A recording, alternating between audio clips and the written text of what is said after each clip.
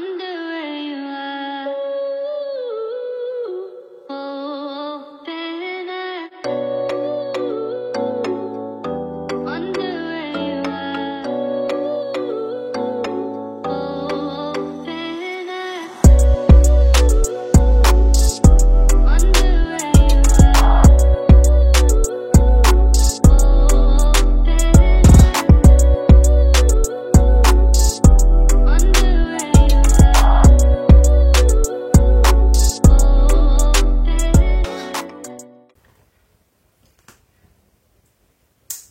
C'est bon.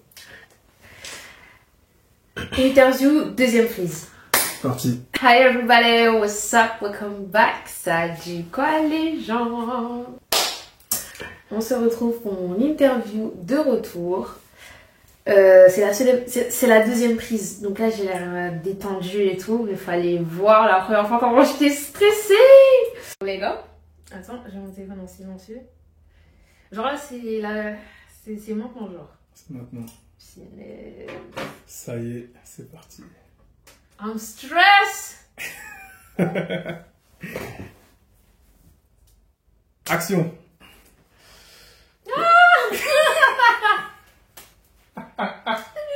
J'ai peur. Pourquoi j'ai peur? Je sais pas. Ça fait trop longtemps que je suis partie, du coup c'est trop bizarre.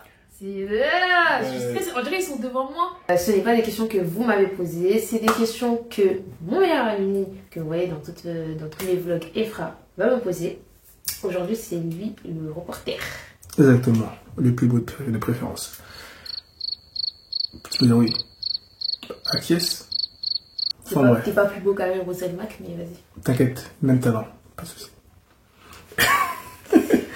Déjà, bonsoir Gabi. Bonsoir. Bon, on voit qu'il fait tard, hein. Il y a des petits soucis Des petits problèmes techniques. en production, on va dire ça comme ça. La prod là, vraiment, la régie.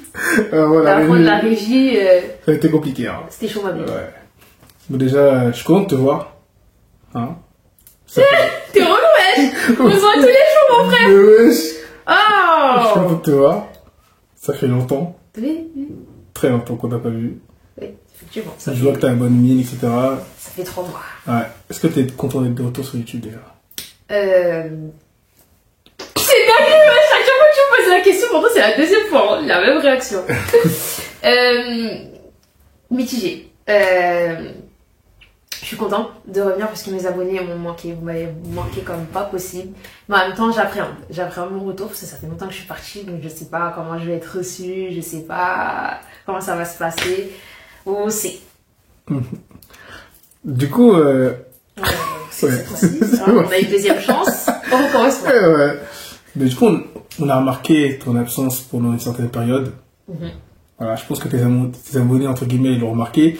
Et beaucoup se posent la question, que s'est-il passé durant ces derniers mois dans ta vie? Alors, durant mes 3 mois de disparition, sachez qu'il s'est passé énormément de choses. Je pense que je pourrais pas tout vous raconter parce que déjà c'est sûr que j'ai oublié des trucs avec ma mémoire de mi-poisson rouge, mi-éléphant, j'ai une mémoire sélective. Mais le point principal, c'est que j'ai eu d'énormes problèmes financiers. Qui ont fait que du coup je me sentais pas capable de venir sur les réseaux sociaux, de faire des vidéos, vous sourire, vous parler, vous encourager, parce que pour moi-même la situation c'était assez lourd. J'avais déjà le minimum de force pour m'encourager moi-même, donc voilà. Ensuite j'ai eu d'énormes remises en question par rapport à mon contenu, par rapport à ce que je voulais faire sur les réseaux sociaux. Énormément de remises en question sur ma personne, sur ce que je voulais faire, sur mon avenir, sur ma vie professionnelle. Donc il y a eu tout un changement qui s'est opéré durant ces 3 mois qui font qu'aujourd'hui j'ai une toute nouvelle vie. Une toute nouvelle vie, un nouveau travail, un nouveau rythme de vie, de nouvelles opportunités, un nouveau lifestyle. Genre, franchement, ça a pas mal changé entre juin et là, ma vie elle est un peu différente. Ok. Tu nous expliquais justement que tu savais plus quoi donner entre guillemets à ton public. Donc voilà, pendant cette période d'absence, comment as-tu vécu justement cette période d'absence et quelles étaient tes plus grandes craintes en prenant cette décision de revenir? Déjà, cette absence m'a permis de grandir, d'en apprendre beaucoup plus sur moi, de m'affermir en tant que personne, mais surtout dans ma foi, parce que c'est ma foi qui a énormément été mise à l'épreuve. Je partais, mais j'avais un peu ce sentiment de culpabilité, parce que j'avais le sentiment d'abandonner mes abonnés. Je sais qu'il y en a beaucoup qui comptent sur mes vidéos, il y en a beaucoup pour qui c'est le petit moment, notre petit rendez-vous, c'est le petit instant de joie, le moment d'apprendre de nouvelles choses, etc. Et je me suis... Tu te tais. Et je me suis dit, le fait de partir comme ça fait un peu comme si je les avais lâchés. En gros, merci d'avoir regardé mes vidéos, bye bye. Sauf que, bon, après, moi j'ai pas 1 million d'abonnés et 1 million de vues non plus, mais voilà, j'avais un peu ce sentiment d'abandonner mes abonnés. Et du coup, ce que j'appréhendais le plus, c'est mon retour. Voir comment j'allais être accueillie, si les gens allaient toujours être au rendez-vous. Mais j'avais aussi peur de me retrouver dans cette spirale dans laquelle j'étais, dans laquelle je suis sortie du coup. C'est la spirale, je l'appelle un peu la spirale du créateur de contenu. C'est-à-dire qu'on se retrouve un peu omnibulé par tout ce qui est stats, chiffres, productivité, contenu à tout prix, etc. Ça hante nos pensées 24/24. Et c'est vrai que quand j'ai arrêté quand j'étais plus présente sur les réseaux sociaux, j'avais plus cette pression.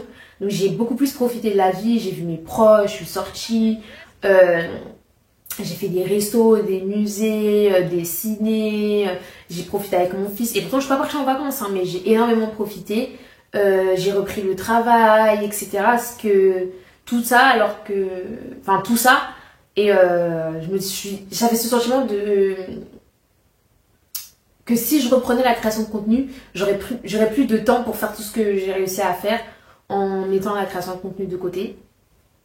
Et aussi, j'avais pas envie d'omnibuler à nouveau mes pensées avec tout cet aspect chiffres, stats, productivité, performance, tout le temps à la recherche de la performance dans la création de contenu. Quand bien même moi je suis créatrice de contenu chrétienne et que bon, je suis pas là pour faire les plus gros stats du monde, mais c'est vrai que le but quand tu fais des vidéos, c'est pour que les gens les voient. Et au plus il y a des gens qui voient les vidéos, au plus ça fait plaisir. Donc c'est vrai que tu commences un peu à rentrer dans un cercle vicieux. Et donc j'appréhende. Ok. Je trouve que c'est bien là que nous avons parlé de plusieurs aspects qu'on va un peu plus approfondir au fur et à mesure de l'interview. Tu as notamment parlé de la pression et du manque de paix. La pression de ne pas pouvoir donner à tes abonnés. Et tu as évoqué justement un sentiment de blocage, un sorte de conflit intérieur, entre guillemets, concernant ta présence sur les réseaux sociaux. Je voudrais d'abord savoir, du coup, qu'est-ce qui vraiment t'a pesé le plus sur cette période-là, et peux-tu nous en dire plus sur l'origine justement de cette sensation que tu ressentais? Alors, l'origine de cette pression que j'ai commencé à ressentir, c'est lorsque j'ai pris conscience que pas mal de personnes me regardaient. C'est vrai qu'avec les réseaux sociaux et notamment avec TikTok, on a perdu la notion des chiffres, parce que avant, quand j'ai commencé ma chaîne YouTube, quand j'ai eu mes 100 premiers abonnés, pour moi c'était un truc de dingue. Genre c'était vraiment un truc de fou. J'ai fait un concours, les gens ils disaient quoi, c'était ridicule de faire un concours que pour 100 abonnés, alors que pour moi c'est un truc de ouf. Genre il y a 100 personnes qui regardent mon contenu, qui aiment ce que je sors et tout, etc. Alors qu'à l'époque en plus c'était pas... voilà, c'était pas... Mais voilà. Et là, au plus j'avais d'abonnés, au moins j'arrivais à célébrer, à me rendre compte de toutes les personnes que ça représente. Quand j'ai atteint 3000 abonnés, j'étais hyper contente. Mais la Gabi d'avant, 3000 abonnés, les gars, elle vous aurez invité au resto carrément. Alors, elle dit, les gars, carrément, on fait un meet-up. Tellement pour moi, c'est un truc de dingue. Et là, je perdais la notion. Quand par exemple, mes 13 000 abonnés sur TikTok, genre, je réalise pas. Mais aujourd'hui, là, si on remplit une salle avec 13 000 ou 3 000 personnes, même 1000 personnes, les gars, c'est pas moi que vous allez voir parler. C'est vraiment moi que vous allez voir parler devant vous parce que c'est énorme. Et je me suis rendu compte qu'en fait, là, t'as carrément t'as une salle de cinéma, si ce n'est plus, parce qu'une salle de cinéma, c'est pas 1000 places, quoi. T'as carrément des stades où les gens, des salles de concert en fait, c'est des salles de concert, des salles de spectacle, ton nombre d'abonnés. Est-ce que tu pourrais être là, te poser et leur parler et tout normal? C'est Chaud. Hein. I don't think so. Donc là, je me suis dit, en fait, il y a tout ça de personnes qui sont abonnées à moi, notamment pour ma vie spirituelle aussi, par rapport à ce dont je parle et tout sur les réseaux, donc ça m'a mis une pression. Et en plus, on a commencé à me mettre un peu cette étiquette de la personne qui prêche sur les réseaux. Et ça, moi, ça m'a... Non. Non. Quand on m'a dit, ouais, mais oui, Gabi et tout, faut t'attendre à la tribulation parce que tu prêches sur les réseaux et tout. Non. Et là, j'étais en mode, comment ça, je prêche? Mais je prêche pas. Et là, bah si, tu parles de Dieu, donc tu prêches. Et moi, je suis en mode, bah non. Parce qu'en fait, moi, dans ma tête, les gars, moi, je vous raconte ma vie, en fait. Je vous raconte ma vie, je vous raconte mes expériences, je vous raconte ce qui a fonctionné pour moi. Mais comme je pourrais le faire pour une recette, des vêtements, un logiciel, pour n'importe quoi. Comme je le faisais avant, dans mes vidéos, avant de vous parler de Dieu. Donc, du coup, cet aspect de prêcher, alors que dans ma tête, je suis juste en train de vous raconter ma vie. Ça m'a un peu brusqué. Et je me suis dit, moi, je Ça suis fait pas... peur? Ouais. Je me suis dit, moi, je suis pas là pour faire les pasteurs. Je suis pas là pour faire la prêtresse, la prédicatrice ou je sais pas quoi. Moi, je suis juste là pour raconter ma vie, vous expliquer ce qui fonctionne pour moi, vous expliquer comment moi, j'ai réussi à dépasser telle ou telle chose, comment j'ai réussi à conquérir telle ou telle chose, etc. Et comment je suis devenue celle que je suis aujourd'hui. Donc, ouais, ça m'a vraiment mis la pression, cet aspect très sérieux de la chose. Je ne prends pas à la légère, bien évidemment, les sujets que j'aborde, parce que ça reste déjà ma vie. Et même si je suis quelqu'un qui prend souvent les choses à la rigolade, ça reste quand même quelque chose de très sérieux. Donc, ouais. Mais du coup, est-ce que pour toi, ce serait pas... Je sens que c'est les questions de... Est-ce que... Non, tu vois. Non, genre, est-ce que du coup, pour toi, ce serait le syndrome de l'imposteur ou juste tu te sens pas légitime? Ah non, c'est pas question que je me sens pas légitime. Pour moi, ça n'a rien à voir. Ok. Genre, pour moi, il y a les prédicateurs, les gens qui prêchent et tout. En fait, pour moi, il y a une différence entre... Pour moi, c'est comme si je faisais des story time, tu vois. Pour moi, il y a une différence entre faire une story time et prêcher, genre en mode de... Oui, je vous donne des versets, oui, je vous encourage et tout, etc. Mais je le vois pas en mode je vous prêche la... Je sais pas comment expliquer. Je vois vraiment ça en mode vous êtes mes copines et je vous encourage comme j'encouragerais mes copines, mon frère, ma soeur, mes cousins. Enfin, la même façon dont je parle sur YouTube et à mes abonnés, c'est la même façon dont je parle aux membres de ma famille. Vous pouvez demander à n'importe qui, et même Efra ici présent. Je confirme. C'est pareil. C'est pour ça que je veux pas qu'on mette un aspect pastoral, ouais, non, quand même pas. Je ne sais quelconque appel à ce que je fais. Le seul truc où on peut dire ouais, je suis rentrée entre guillemets dans mon appel, c'est dans le sens où je suis rentrée dans le groupe de chantres. Amen. Alléluia. On attend ton tour. Des gros amen, alléluia. On continue les questions. On continue les questions. Hein? Du coup, voilà. Donc non, pour moi, c'est pas le syndrome de l'imposteur. Non pas que je me sens pas légitime, mais pour moi, je trouve que ça n'a rien à voir. Après, peut-être qu'en vrai, ça se trouve, c'est juste moi, je suis dans le déni, hein. Mais je trouve que ça n'a rien à voir. Okay. On nous dira en commentaire ce que vous en pensez, on aimerait bien avoir vos avis. Dites-moi. Je vais revenir un peu à ce que tu me disais d'avant par rapport à la pression des chiffres. Donc c'est vrai qu'on observe beaucoup sur les réseaux sociaux que voilà, aujourd'hui les chiffres prennent une place importante, surtout dans la vie des créateurs de contenu. On peut voir que justement ça permet justement de pouvoir entre guillemets avoir des meilleurs partenariats, avoir une meilleure visibilité. Moi je voudrais savoir comment les chiffres influencent-ils en gros ta motivation et penses-tu que cela a changé ta manière justement de créer et d'interagir avec tes abonnés? Je pense que déjà ça a changé la perception que j'avais de la création de contenu et ma façon de créer. À la base, moi je créais par pur plaisir, par pure passion. Et à un moment donné, je sais pas pourquoi je me suis mis cette pression. Non, j'allais dire je sais pas pourquoi je mens. À cause des réseaux sociaux, en vrai. Je me suis mis cette pression il faut que la création de contenu devienne absolument rentable. Parce que j'avais l'impression de perdre beaucoup trop de temps par rapport à ce que ça me rapportait. Parce que je perdais énormément de temps sur ça. Et ça me rapportait pas d'argent. Et comme les gens me mettaient la pression sur le fait d'avoir de l'argent, de trouver un travail, etc., j'ai absolument voulu transformer la création de contenu en un travail.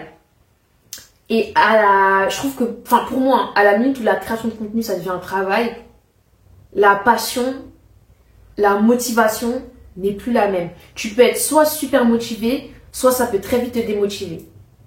Et moi, pour ma part, j'ai commencé à me mettre une telle pression.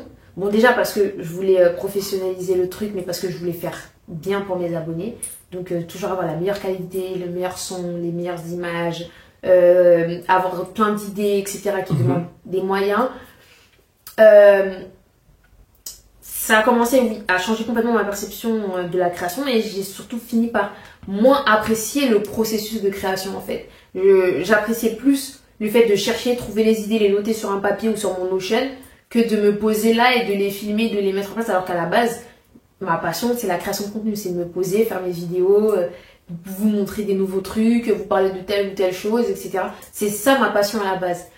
Et je me suis rendu compte que dans l'ère où on est, c'est vrai qu'on a tendance à vouloir tout monétiser, à faire tout ce qu'on fait que ça devienne de l'argent. L'argent prend une énorme place dans nos vies.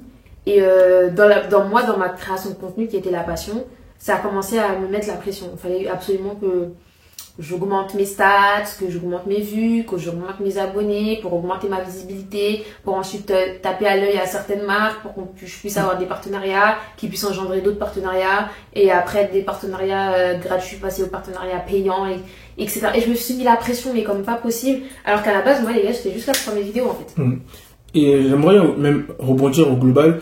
Est-ce que tu penses que le fait que justement sur les réseaux sociaux on peut voir qu'il y a des gens qui font du contenu assez basique mais qui ont justement beaucoup plus de visibilité, et tu as d'autres personnes justement qui font du contenu un peu plus quali, qui donnent pas les mêmes résultats escomptés. Est-ce que tu penses que ça aussi ça joue?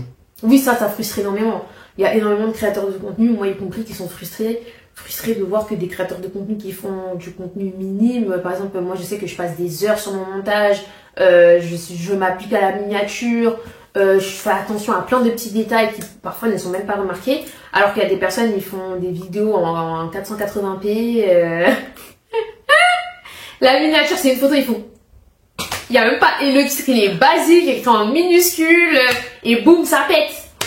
Donc des fois tu te dis mais au final à quoi bon mettre tout ça, à quoi bon mettre tant d'énergie, etc. Mais à la base, moi je le fais parce que j'aime ça en fait. Si aujourd'hui je vous mets plein de petits trucs dans mes vidéos, si je fais attention à telle exposition, à montage, coupé, texte, couleur, stickers et tout, c'est parce que c'est moi, je suis comme ça, je suis tout le temps là agrémentée et tout. Pour moi c'est comme quand on fait la cuisine, les petites épices par-ci par-là. Voilà, la même façon dont je fais mes vidéos, c'est la même façon dont je fais mes plats quand je fais à manger. Plein de petites épices partout pour agrémenter le truc. Donc oui, ça frustre de voir que j'ai peut-être pas la même reconnaissance que des personnes qui ne se foulent pas autant pour faire leur montage ou carrément qui ne montent pas eux-mêmes leurs vidéos. Mais au final, j'ai repris conscience que des fois, c'est pas toutes les passions que je fais qui doivent apporter un certain résultat, de l'argent ou quoi que ce soit. Parce que par exemple, quand tu lis un livre, par exemple, pour les gens qui sont passionnés de lecture comme moi, quand je lis un livre, oui, j'ai la gratification d'apprendre quelque chose, etc. Mais ça ne me rapporte pas d'argent en soi. Et donc, c'est comme ça que je dois voir la création de contenu. C'est comme quand je fais de la peinture, ou quand je fais du coloriage, ou quand tu regardes une série. Tu regardes la série, ça va pas te rapporter des sous d'avoir regardé la série. Mais pourtant, tu le fais parce que tu aimes. Et c'était ça à la base, moi, la création de contenu. Et c'est ça que j'essaye de remettre au goût du jour. L'aspect passion de la création de contenu. Justement, pour continuer sur ça, tu nous as parlé justement que tu étais passionné, que tu voulais faire pas mal de contenu pour tes abonnés, mais que justement, il y a toujours ce côté finance qui est un obstacle. On peut voir que justement, il y a ta chaîne YouTube, même l'ensemble de tes réseaux sociaux, il y a une augmentation de ta visibilité. Par exemple, que sur Instagram, tu as 1142 abonnés, sur YouTube, 3860, 60 abonnés, et sur TikTok, 13 000. Ouais. Mais au final, il y a des difficultés financières derrière. Comment arrives-tu à concilier justement ces deux aspects-là, c'est-à-dire une évolution de plus en plus grande sur les réseaux sociaux et l'obstacle financier réel? Et cette situation-là, est-ce qu'elle t'a pas fait justement repenser à ta définition du succès? Alors, en fait, comme j'ai dit, j'avais des difficultés financières, mais ces difficultés financières, elles sont arrivées par rapport à tout ce qui m'est arrivé l'année dernière. Donc ça n'avait rien à voir avec la création de contenu. Maintenant, oui, c'est vrai que j'ai une certaine visibilité sur les réseaux sociaux, sauf que déjà sur YouTube, ça fait pas très longtemps que je suis monétisée. Et malgré le fait que je sois monétisée, je n'ai pas non plus une exposition extrême. Ce que les gens ont du mal à comprendre, c'est que pour commencer à avoir un bon revenu avec les réseaux sociaux, il faut avoir un bon nombre de vues. Sur YouTube, on est rémunéré entre guillemets entre 2 € et 4 € pour 1000 vues. Vous vous doutez bien que par exemple, j'ai des vlogs qui font même pas 1000 vues, je suis pas payée. Donc, et par exemple, j'ai pas de vidéos par exemple qui fait 100 000 vues pour gagner 100 euros. Donc, on est sur des revenus assez minimes. Sur TikTok, il faut des vidéos qui font plus d'une minute. Moi, généralement, je fais pas des vidéos de plus d'une minute vu que c'est des petites vidéos humoristiques ou des petites vidéos comme ça ou des carousels, etc. Donc, j'ai pas forcément de revenus là-dessus. Et sur Instagram, ben, pour être rémunéré, c'est comme sur d'autres plateformes, YouTube et TikTok, c'est les partenariats. Et moi, les partenariats que j'ai pu faire, c'est pas des partenariats où on m'a payé, c'est des partenariats où on m'a gifté. Donc, on m'a offert des produits pour pouvoir en faire la promotion et en parler, etc. s'ils me plaisaient. Donc, à partir de là, l'aspect financier sur la création de contenu est complètement différent. Et à côté de ça, il y a l'envie de faire mieux, donc de toujours acheter du matériel, acheter... payer des espaces, aller dans des endroits, payer, je sais pas moi, de nourriture pour tester le restaurant, acheter un produit pour en faire des vidéos. Donc à côté de ça, on dépense, mais il n'y a pas de revenus qui rentrent à côté. Là où à l'heure actuelle c'est complètement différent, c'est qu'à l'heure actuelle j'ai un travail. Du coup en fait j'ai repris le côté passion des réseaux sociaux. Pourquoi? Parce que j'ai un revenu qui ne dépend pas de la création de contenu. Donc aujourd'hui si ma vidéo ça pète pas, je serais pas en mode ouais faut absolument que je fasse de l'argent avec ma vidéo, pas du tout. Je serais en mode écoute ma vidéo elle pète, tant mieux, ma vidéo elle pète pas. Dans tous les cas moi j'ai mon argent et je pourrais manger le soir. Ce qui n'était pas le cas ces derniers temps. Ces derniers temps mes principaux revenus venaient de la création de contenu. Donc oui j'ai eu des petits revenus par rapport à la création de contenu, mais pas de quoi vivre quoi. Et ensuite, comme je disais, je me mettais toujours la pression pour pouvoir avoir le mieux, donc meilleur matériel, les meilleures idées, etc. etc.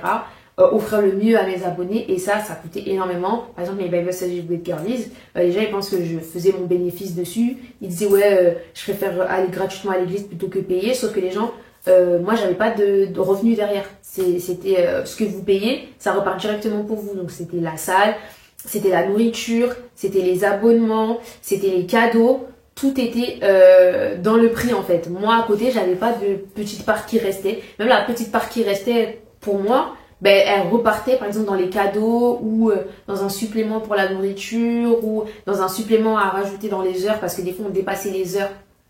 On a dépassé les heures des Cocoon Space que je payais. Donc voilà, ou par exemple quand je vous fais des concours et que je vous fais gagner des cadeaux, les cadeaux ben, c'est mon argent. Voilà, c'est pas de l'argent qui sort de nulle part. En tout cas c'est bien que tu en as parlé parce que je pense qu'aujourd'hui il y a beaucoup de jeunes qui se mettent sur les réseaux sociaux par effet de bénéfice, ils veulent gagner vite de l'argent, et ils se rendent vite compte qu'en fait, avoir beaucoup d'abonnés, c'est pas ça qui va te faire forcément gagner énormément d'argent, et ils se voilent beaucoup la face des fois. Non, tu peux avoir beaucoup d'abonnés, gagner de l'argent et tout, etc. Mais moi, je me suis rendu compte aussi que je voulais pas vivre de la création de contenu. C'est-à-dire que je veux pas être payé juste à faire des vidéos, parce qu'en fait, psychologiquement, pour moi, et c'est triste à dire, hein, mais pour moi, c'est pas pour moi, hein, Gabi. C'est pas un truc dans lequel je peux me dire ouais c'est mon métier. Il faut absolument que j'ai un truc à côté.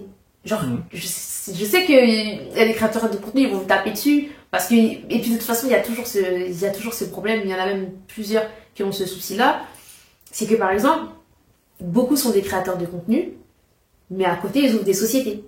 À côté ils ouvrent des business. À côté ils font telle ou telle chose. Rares sont les gens qui sont créateurs de contenu point. Et il y a que ça. On est beaucoup à faire quelque chose à côté parce que oui la création de contenu c'est bien mais c'est pas assez, à moins que tu aies des stats de fou malade. Et même comme ça quand tu as des stats de fou malade tu te dis ouais c'est bien mais à tout moment ça peut partir, c'est bien mais c'est pas suffisant. Donc oui les réseaux sociaux et tout etc ça paye, mais pour moi il faut toujours avoir un background, il faut toujours avoir un à côté ou au moins un revenu régulier. Tous les mois, tu sais que tu vas avoir ça. Même si aujourd'hui, là, par exemple, tu peux pas faire de vidéo parce que tu as cassé ta caméra ou je sais pas quoi et que tu peux pas t'en prendre une autre.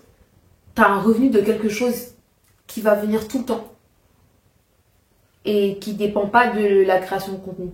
Donc, pour moi, c'est important de mettre cet aspect-là. Oui, la création de contenu, ça paye, mais ça demande énormément de temps, énormément de travail. Ça demande aussi à ce que votre contenu plaise. Et il faut dire la vérité, moi je fais du contenu chrétien, donc on va pas s'attendre à avoir les stats à l'aide de la situation, parce que c'est pas du contenu qui plaît à tout le monde, étant donné que ça renvoie à soi-même, ça renvoie à faire de l'introspection, sa vie spirituelle, son comportement, à se détacher, à faire des sacrifices de choses qui nous plaisent, etc., etc. C'est des sujets qui parfois fâchent. Par exemple, quand on parle d'abstinence ou qu'on parle de comment se comporter avec les gens, etc., etc. Donc, bien évidemment, je ne vais pas atteindre les 1 milliard de vues avec mes vidéos où je parle de Jésus. Hi, c'est la Gabi du montage. Alors, pardonnez ma tête de fatiguée, mais je tenais à faire un petit disclaimer dans la partie où je dis que je ne m'attends pas à faire 1 milliard de vues avec mes vidéos où je parle de Jésus. C'est pas dans le sens où je minimise Dieu et que je me dis que avec Dieu, genre, c'est dégueulasse, mais c'est pas grave. Avec Dieu, genre, c'est pas possible. Hein. C'est dans le sens où, vu que ce n'est pas un sujet mainstream, les gens, c'est pas sur ça qu'ils vont aller cliquer en premier. C'est dans ce sens-là que je veux dire, dans le sens où c'est pas ce que les gens veulent entendre, entre guillemets. Donc, c'est pas ce qui va péter dans les charts. C'est comme dans la musique. C'est pas la musique mondaine, c'est pas la musique chrétienne, pardon, qui va péter dans les charts. Vous voyez ce que je veux dire? Bah là, c'est pareil, en termes de vues. C'est pas le contenu chrétien qui va faire le plus de buzz, parce qu'on sait très bien que ce monde ne nous appartient pas. Donc, le succès, la fame et tout, le tralala, ne sera pas aussi énorme au vu de ceux qui dirigent ce monde. Voilà, je retourne à mon montage sous mon plaid. Bisous. T'as-t-elle fait justement repenser ta définition du succès au final? Oui. Parce que pour moi, si je réussissais sur les réseaux sociaux, c'est parce que j'avais une tonne de vues, une tonne d'abonnés sur les réseaux, etc. Et en fait, j'ai vu vos messages, l'amour que vous me portiez malgré mon absence. J'ai lu vos commentaires sur mon podcast, de comment ça vous avait aidé dans la vie, et même mes proches, genre ma cousine et tout, comment ce que moi je faisais, ça impactait aussi sa vie. Parce que des fois, moi j'oublie, hein, il y a ma famille et tout qui me regarde sur les réseaux sociaux. Moi je pense qu'il y a mes abonnés. Mais quand j'ai pris conscience de l'impact que je pouvais avoir dans la vie de chacun à travers ma vie, le fait de vivre ma vie avec Dieu, comment ça pouvait impacter la vie des autres, c'est là que je me suis dit, en fait, c'est là que j'ai réussi en fait. C'est ça réussir. C'est le fait que ta vie impacte positivement celle des autres. Que ton positif devienne le positif de quelqu'un d'autre. Et surtout, j'ai aussi réalisé que je voulais pas être famous. Je le savais déjà, mais ça m'a refrappé au visage. Vous voyez cet aspect de on épie tous vos faits et gestes, être en couverture des magazines, on parle de vous tous les jours, être entêté ou je sais pas quoi. I don't like that. Je n'aime pas. Je n'aime pas. Et du coup, je me suis rendu compte que oui, à faire des réseaux sociaux et tout, exploser, tout ça, c'est bien. Mais est-ce que j'assumerais une telle exposition? Telle est la question. Parce que déjà, j'ai eu la pression avec 3000 abonnés. Et franchement, pour vous en parler, dès qu'elle a eu les 3000, elle a commencé vraiment à stresser. Hein. Ouais. C'était vraiment, je sais pas quoi faire, il y a 3000 personnes qui me suivent, je sais pas comment réagir. Vous voyez le même de Lil Kim là? Elle me disait, ouais, il y a des gens qui m'ont reconnu dehors. Ah non mais ça là, les gars, je suis désolée hein. Franchement, je suis super contente de vous rencontrer et tout, de discuter avec vous quand on se voit. Mais la pression que ça me met de dire que je sors dans la rue et qu'on peut potentiellement me reconnaître. Moi j'avais peur carrément d'aller sur Paris. Enfin c'est sur Paris on m'a le plus reconnu. À chaque fois que je sors sur Paris, il y a quelqu'un qui me reconnaît. Déjà je peux plus sortir en mode yougou dehors. Parce que j'ai peur que quelqu'un me prenne en photo et dise ouais, MDR, votre Gabi Berkay, regardez. Sur votre jogging trouvé rempli de sauce. J'ai pas envie de me retrouver sur TikTok avec ce genre de choses là. Mais tout ça pour dire que ouais, ça m'a mis la pression. Il y a plein de gens qui diront 3000 abonnés c'est rien, arrête de faire comme si t'étais une star et tout machin. Mais en vrai, 3000 personnes c'est énorme. Et le fait que dans la rue tu marches et qu'on te dise ah, mais t'es pas la meuf des vidéos, t'es pas la meuf de TikTok. Déjà, par exemple, le fait que quand je suis arrivée dans ma nouvelle église, on m'a dit ah, mais je t'avais déjà vu sur TikTok, j'étais en mode oh non. Alors moi, j'étais en mode oh non. Oh non. Non, c'était pas moi, c'était ma jumelle. Enfin bon, bref, voilà quoi. I don't wanna be famous. En gros, ce que je voudrais, ce qui est paradoxal, c'est toucher un maximum de personnes, que toutes les personnes qui ont besoin d'entendre ce que je dis, de voir mon témoignage à travers toute ma chaîne YouTube et tout mon contenu et tous mes réseaux sociaux. Je veux que ça touche un maximum de personnes, mais je veux pas l'aspect célébrité. En mode star. En fait, c'est ça qui est paradoxal. Je veux qu'il y ait un maximum de personnes qui puissent voir ces vidéos parce que je sais que ça peut avoir des bienfaits pour tellement de gens. Mais je veux pas... à faire des stars célébrités, reconnaître et machin dans la rue, voilà, je veux pas. Par contre, si vous me voyez dans la rue et tout, soyez pas timide, hein, venez me voir et tout, vous inquiétez pas, tout ça. C'est juste, voilà. Alors, pour revenir un peu au début de l'interview, dans les principaux craintes que tu nous as soulignées, etc., il y avait cette lutte intérieure par rapport à l'espoir. Ouais. Tu avais dit que justement, tu te répétais sans cesse, est-ce que je peux y arriver? Mais au final, dans ton cœur, c'était quand même un combat, on va dire ça entre guillemets. Et je voudrais savoir comment fais-tu face justement à cette lutte intérieure entre l'espoir et le doute? Et vraiment, à quel moment tu t'es senti vraiment vulnérable? Où tu te dis, ah là, j'avoue, je commence à toucher le fond, faut que je me ressaisisse. Donc, dans ma période de difficulté, à la fin, on va dire, vers la fin, j'ai été frappée par le fait que moi, et je pense beaucoup de chrétiens, on assimile le fait d'avoir Dieu dans notre vie et d'avoir la paix de Dieu à n'avoir aucun problème. Et ce qui est paradoxal, c'est que dans la Bible, on nous dit bien le contraire. Hein. Quand tu rentres dans la... Moi-même, je le dis. Quand les gens vont se baptiser, je dis maintenant que tu t'es baptisé mal. C'est chaud. Tu sais pas dans quoi tu as mis les doigts. C'est gâté pour toi. Je dis ça à tout le monde et tout, mais pourtant, moi qui ai donné ma vie à Dieu, j'étais en mode, mais en fait, j'ai l'impression que j'ai pas le droit d'être heureuse parce qu'en fait, j'ai toujours des galères, j'ai toujours des problèmes, j'ai toujours des tribulations et tout, et je comprends pas en fait. Pourtant, je disais à Dieu, mais pourtant, je crois en toi et tout, je prie, je fais les Bible studies, tout ce que je jeûne et tout, mais pourquoi j'ai tout le temps autant de problèmes, etc. Et en fait, ça m'a percuté encore plus que en fait, Dieu, il nous a pas promis de ne pas avoir de problème. Il nous a juste promis d'être là dans toutes les circonstances. C'est-à-dire que quand ça va pas, quand il y a des tribulations, il va être là. Et la paix qu'il va nous donner, en fait, c'est l'espoir et la certitude que tout finira par s'arranger et que tout se passera pour le mieux pour notre bien, en fait. Et c'est ça, cet espoir, c'est ça la paix que Dieu veut nous donner. Et pas le fait qu'il va jamais rien avoir dans notre vie. Et ça, c'est vraiment un truc qui m'a frappé pendant ces 3 mois de galère. Ouais, à un moment, j'ai touché le fond dans le sens où je pleurais énormément, surtout au mois de juillet, je pleurais beaucoup parce que c'est là où la situation elle était catastrophique. En fait, la situation, dès que ça s'arrange, boum, problème. Ça s'arrange, boum, problème. Et je me disais, mais en fait, je voyais plus le bout du tunnel, en fait. Je me disais, mais est-ce que je vais y arriver? Est-ce que je vais m'en sortir, etc. Et je me disais, en fait, d'un côté aussi, j'avais cette pression de tout le monde me voit comme une personne qui est prédestinée au succès, qui est prédestinée à de grandes choses. Et je me disais, mais les gars, regardez déjà dans la situation dans laquelle je suis, comment vous pouvez penser que moi, Gabi, je suis destinée à faire de grandes choses, à avoir un haut statut, à avoir tel ou tel revenu, quand aujourd'hui je suis dans des galères comme ça, comme pas possible. Enfin, ça commençait à me faire douter de moi, de ce que les gens avaient comme vision pour moi, et même de la vision que Dieu avait pour moi, parce que la vision que les gens ils ont souvent, c'est ce que Dieu leur montre pour moi, en fait. Et moi-même, je sais que je suis prédestinée à faire des grandes choses, mais c'est vrai que déjà j'avais perdu cette notion de le temps de Dieu n'est pas mon temps. Donc c'est pas parce que je suis prédestinée à faire des grandes choses que ça se passera l'année prochaine ou le mois prochain. Mais aussi que il fallait que je fasse confiance au processus de Dieu. Les choses par lesquelles je passe, je pense que c'est des choses qui sont là pour me façonner, qui pour plus tard me permettront de... Comment je dirais en français? Handle. Oh là là, ça fait trop la meuf. Handle. D'être en capacité de gérer les grandes choses qui m'attendent. Et du coup, oui, tout ce qui s'est passé là, ça m'a fait toucher le fond. J'ai beaucoup pleuré, j'ai beaucoup douté de moi.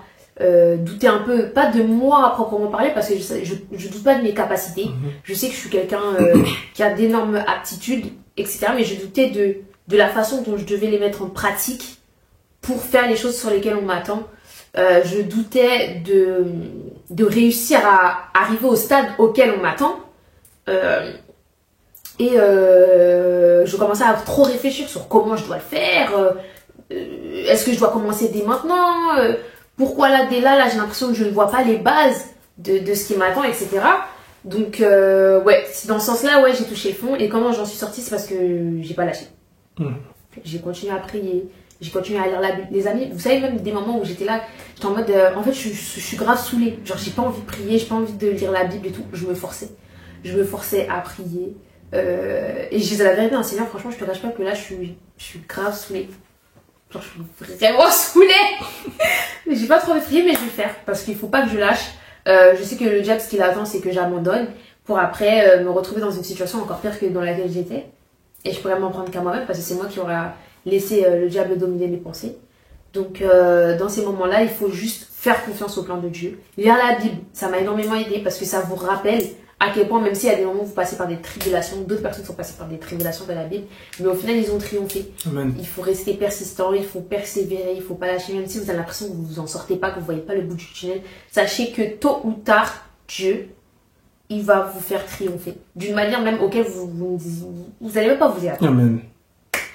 Ça, je trouve que c'est bien d'en parler parce que c'est vrai que, comme tu as dit, pour revenir à ça, beaucoup de tes amis te disaient que tu allais réussir, etc. Et toi, tu avais du mal à accepter le fait que tu pouvais sortir de ce tunnel sans fin. Et c'est vrai qu'il y a beaucoup d'entre nous, justement, on se recroqueville sur nous-mêmes et on oublie en fait que Dieu aussi peut passer par notre entourage pour nous fortifier ou pour nous aussi rappeler les promesses qu'il avait prévues pour nous. Oui, oui, bien sûr, parce que moi, carrément, à un moment, je commençais à être frustrée quand les gens me disaient, ouais, mais Gabi, t'es forte, tu vas réussir, tu vas y arriver. Et j'étais en mode, mais vous voyez comme quoi, en fait?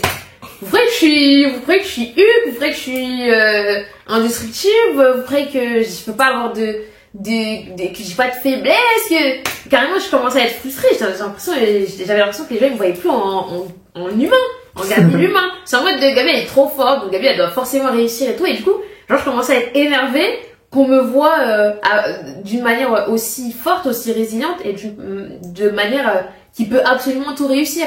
Parce qu'en fait d'un côté ça te donne entre guillemets pas, ça te donne pas le droit à l'échec, mais les gens ils sont persuadés que tu vas réussir. Donc dans ta tête tu te conditionnes à, t'es obligé de réussir parce que les gens ils sont persuadés que tu vas réussir. Et d'un côté ça met une certaine pression et en même temps ça te permet de te mettre un coup de pied aux fesses quand t'as envie de tout lâcher et tout abandonner. Et c'est intéressant parce que forcément, comme tu l'as dit, durant ces 3 mois, il y a eu forcément des périodes où je dirais pas que tu étais en dépression, mais que tu étais vraiment dans un bad mood, vraiment très très compliqué. Et c'est vrai que tu nous avais beaucoup parlé du fait que tu avais déjà eu des dépressions, etc. et tout. Et juste pour rappeler à peut-être des personnes qui ne sont pas contre, qui sont en train de rentrer dans ce processus-là, est-ce que tu peux donner quelques petites indications pour qu'ils puissent au moins se dire que là, je suis en train de toucher le fond, mais il y a une solution derrière pour pouvoir m'en sortir? Alors déjà, petit disclaimer, ne pas confondre la déprime et la dépression. Très important. Tu peux avoir un petit bad mood, être un petit peu déprimé parce que vas-y, je sais pas, moi, tel jour ça t'a saoulé, t'as raté ton examen, ça t'a gavé, tu t'es disputé avec je sais pas qui, ça t'a saoulé, tu te déprimes et tout, demain, fin de la journée ça va mieux, tu manges une glace, ça va mieux, tu vas acheter un haut, ça va mieux. Et il y a la dépression qui est une maladie qui a plusieurs symptômes, se caractérise de différentes façons en fonction des personnes, du déclencheur, etc. Moi, pour ma part, j'ai eu plusieurs aspects. Donc, ça vient petit à petit avec l'envie, ça venait avec l'envie de rien faire, de seulement rester au lit, d'être très triste ou d'être très en colère, de se renfermer sur soi-même. Après, ça peut être aussi l'inverse, de tout le temps avoir besoin d'être entouré. Mais moi j'avais cette phase où j'avais besoin que les gens restent avec moi et j'ai aussi cette phase où je voulais voir personne, mais genre vraiment personne. Je répondais plus au téléphone, je me mettais en mode avion, les gens ils pétaient les plombs. Alors moi c'est venu toquer chez moi, boum boum boum, comme la police Gabi, ouvre la porte. Cassis si tu passes par là. Enfin bon bref. Il y a aussi le fait de perdre l'appétit ou d'avoir son appétit qui augmente, de noyer ses sentiments, sa tristesse, son chagrin ou sa colère dans la nourriture. Il y a les insomnies aussi. Comme je vous ai dit, il y a le fait de beaucoup dormir pour oublier son chagrin. Moi, c'est ça que je faisais souvent, c'est d'aller dormir. Voilà, la journée me saoule, la vie me saoule, je vais dormir. Et puis, à un moment, j'ai eu des insomnies. Impossible de dormir. Dans l'incapacité de dormir. Il y a le fait de vouloir se retrouver dans le noir complet et dans le silence comme pas possible, et impossible de se retrouver dans le noir ou dans le silence sans que ça fuse et tout. Il y a le fait de trop réfléchir, de tout le temps réfléchir, de tout remettre en question, voilà, vous et votre tête tout le temps. C'est vraiment cet aspect aussi d'être vraiment dans une spirale de négativité. Tout est pas bien, il n'y a rien qui va. vous avez l'impression de tout rater ou d'être vous-même raté, ou vous avez ce sentiment d'être spectateur de votre vie, vous prenez plus soin de vous. Moi, je vous dis, quand je vous dis ma dépression, c'est arrivé à des stades où je pouvais faire une semaine, voire plus, sans me laver, sans manger, sans parler. Donc, faites attention, analysez votre comportement, écoutez aussi ce que les autres vous disent. Les gens peuvent vous dire, ah, bah, je te trouve moins joyeux, moi je trouve que tu es très souvent dans ton coin, mais je te trouve un peu à fleur de peau, tu t'énerves souvent en ce moment, etc. Prenez-le en compte. Sur le coup, ça peut énerver ou vous pouvez vous sentir brusqué, etc. Mais écoutez, remémorez-vous un peu. Des fois, c'est bien aussi de Des fois, c'est bien de voir des mémories ou de voir comment vous étiez avant et de faire un avant et après pour voir votre état. Et n'oubliez pas que si quand vous avez ce sentiment que ça ne va pas, la prière, etc., c'est bien. Pour moi, c'est le meilleur remède. Mais je recommande aussi d'aller voir un professionnel. Et sachez qu'il y a des professionnels qui sont chrétiens. On n'en a pas beaucoup en France, c'est vrai, mais il y en a quelques-uns. Pour moi, c'est important. Si Dieu il a fait en sorte qu'on ait des psychologues, qu'on ait des médecins, c'est pas pour rien. Si on peut faire confiance à un chirurgien, à un pompier, à un cardiologue, à un obstétricien, à un podologue, etc., on peut également faire confiance à un psychologue ou à un psychiatre. Du coup, voilà. Okay. C'est bien que tu parles justement du côté chrétien de Dieu. C'est vrai que dans ces épreuves-là, justement, tu nous as dit que tu t'appuyais beaucoup sur Dieu afin de t'en sortir et que tu as évoqué justement ta foi et le rôle de Dieu dans tes décisions. Et c'est vrai que tu m'as dit que Dieu t'a surpris de bien des manières. Il a fait des choses que tu ne pensais pas qu'il pourrait faire pour toi. Et justement, j'aimerais bien que tu nous en parles. Comment Dieu t'a surpris en fait? Comment, dans cette époque, tu t'es dit waouh, mais en fait, il y a vraiment la main de Dieu et Dieu il est vraiment là pour moi dans ces moments-là. Bah, comme je vous ai dit, je me suis retrouvée dans des problèmes financiers. Et en fait, au fur et à mesure, Dieu il réglait le problème. J'ai eu un nouveau travail. Les dettes et tout, etc. dans lesquelles j'étais. Alors, la façon dont ça a été résolu, les gars, si c'est pas Dieu, c'est qui? Il y a des choses vraiment, c'est sorti de nulle part. Franchement, ça, c'est un témoignage puissant. De nulle part. J'ai pas compris. Ça s'est résolu. Et le fait que mes proches aussi soient très présents pour moi, parce que quand je vous ai dit que je me retrouvais dans des galères financières, c'est que j'avais même pas de quoi m'acheter à manger ou de quoi faire manger mon fils. C'était vraiment très très très difficile et Dieu merci. Même des personnes, je pensais pas, qui m'ont aidé à m'en sortir, à pouvoir acheter à manger, etc. Donc ça m'a fait énormément de bien de voir que j'avais reformé mon entourage et que là j'étais vraiment vraiment très très très très bien entourée. Même les personnes avec qui j'ai pu parler pour régler mon problème m'ont dit mais vous avez un très très bon entourage. On comprend même pas comment vous avez réussi à vous en sortir. Si vous nous dites que c'est vos proches qui vous ont aidé, ben, franchement, chapeau à vous. Et surtout, bravo pour votre force, pour votre résilience, pour votre ténacité. Et là où j'ai été très surprise aussi, c'est que malgré que je passais par ces difficultés, j'ai réalisé que il y avait plus cet aspect de quand je traverse un moment difficile, boum, je retombe en dépression et je repars dans cette anxiété qui après me crée des crises d'angoisse. J'étais dans une situation où vraiment, vous voyez ce qui s'est passé l'année dernière? Pipi de chat. Vraiment, je peux dire vraiment pipi de chat. Gloire à Dieu, hein. Pipi de chat. Des situations dans lesquelles je suis passée là les 3 derniers mois, c'était la guérilla. La guérilla. Et pourtant, à aucun moment j'ai pensé à m'ôter la vie. À aucun moment j'ai fait de crise d'angoisse. À aucun moment j'ai eu une telle anxiété que ça m'en coupait l'appétit ou que j'arrivais plus à réfléchir. Les gars, mon appétit a même doublé. Comme vous pouvez le voir, entre là et mes dernières vidéos, je suis joufflue. J'ai pris du poids. On est dans les problèmes, mais j'ai pris du poids. J'ai pas à manger, mais je prends du poids. Vous voyez le paradoxe des choses. Bref, c'est là vraiment que j'ai vu, oui, Dieu en fait il est rentré dans ma vie. Et la paix que je pensais que je n'allais pas avoir de problème, etc. En fait, c'était juste la paix de l'esprit. C'est-à-dire que je vois qu'il y a des problèmes qui peuvent être très graves, mais ça n'a pas cet effet de vouloir m'ôter la vie, de vouloir quitter ce monde, de me dire que ce monde ne sert à rien, que voilà, ça m'a pas créé de crise d'angoisse, ça m'a pas fait me retrouver à l'hôpital ou quoi.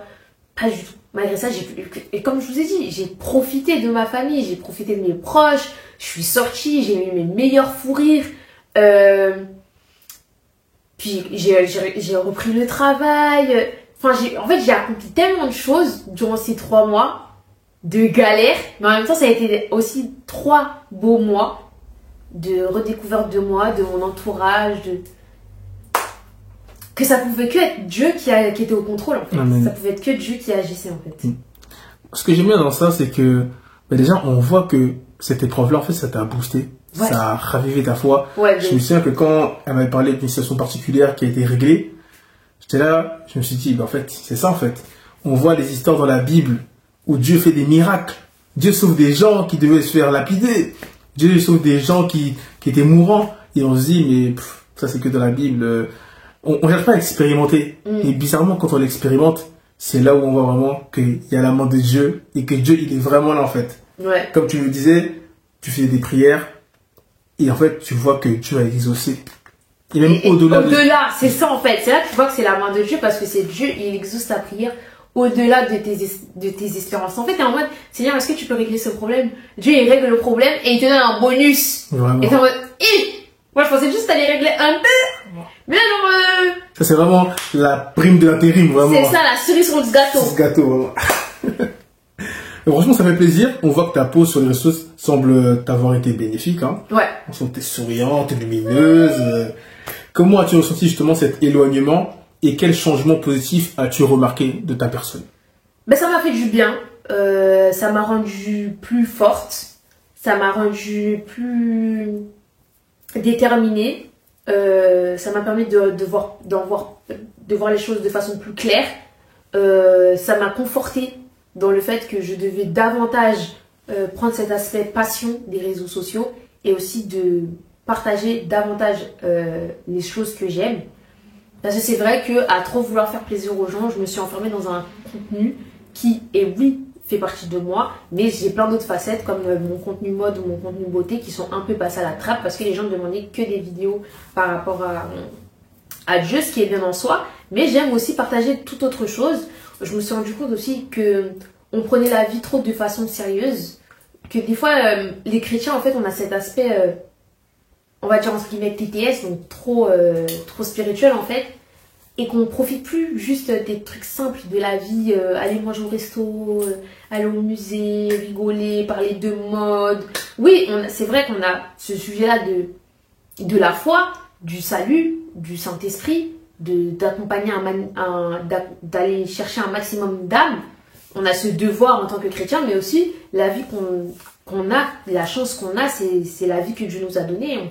On se doit de la vivre aussi. Donc, oui, il y a des sujets sérieux, mais il y a aussi des sujets légers à aborder. Et ça aussi qui m'a fait du bien avec cette pause sur les réseaux sociaux, c'est qu'il y avait beaucoup trop de sujets graves constamment sur les réseaux sociaux, en boucle, avec toutes les guerres qui se passent, etc. Je ne dis pas qu'il ne faut pas rester informé.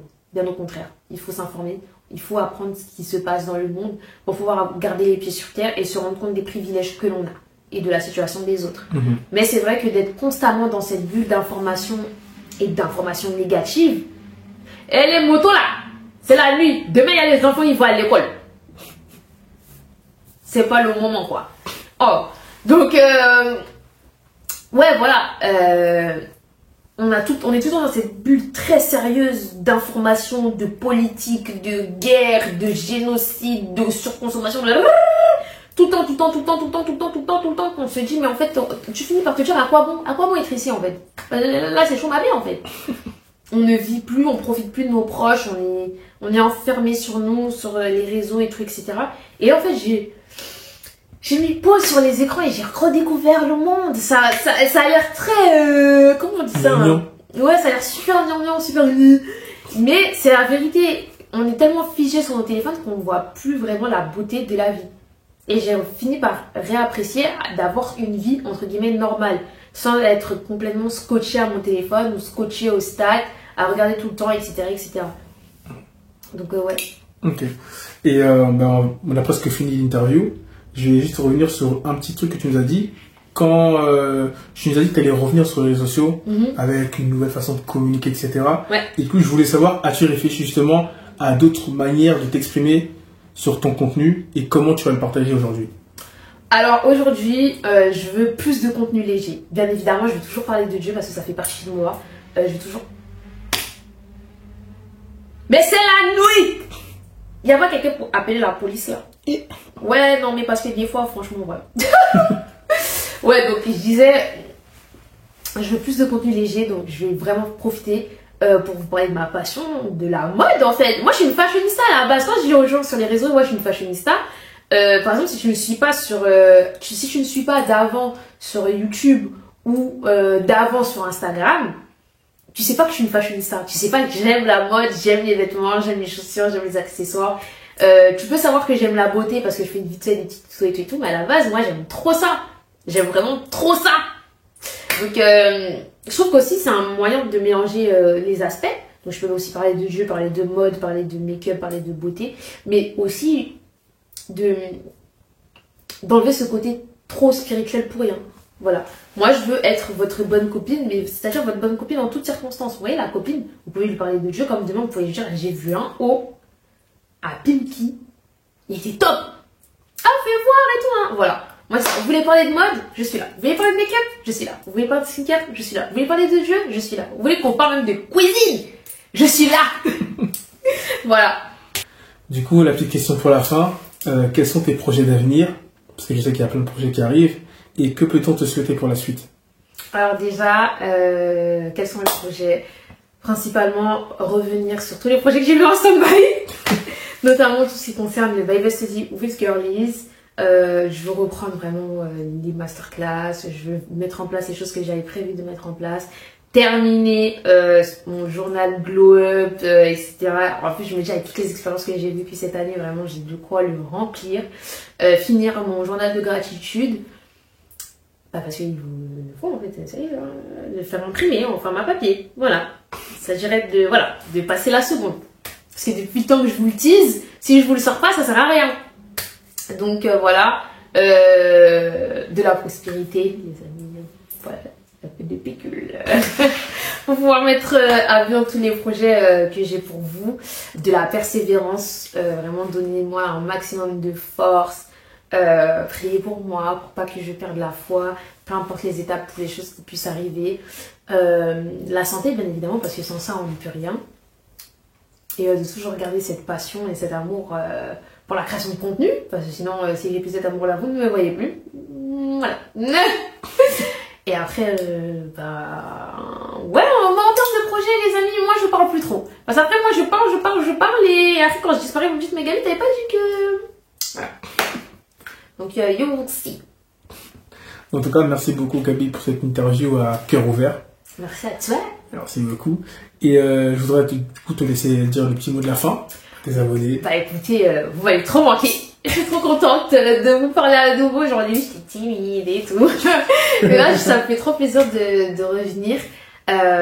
J'espère que cette vidéo, elle vous aura plu. N'hésitez pas à commenter. On discute un maximum. Interagissez avec le contenu. Si vous avez des choses à dire, des trucs avec lesquels vous êtes d'accord, pas d'accord, rajoutez, pas rajoutez, expérience à partager et tout.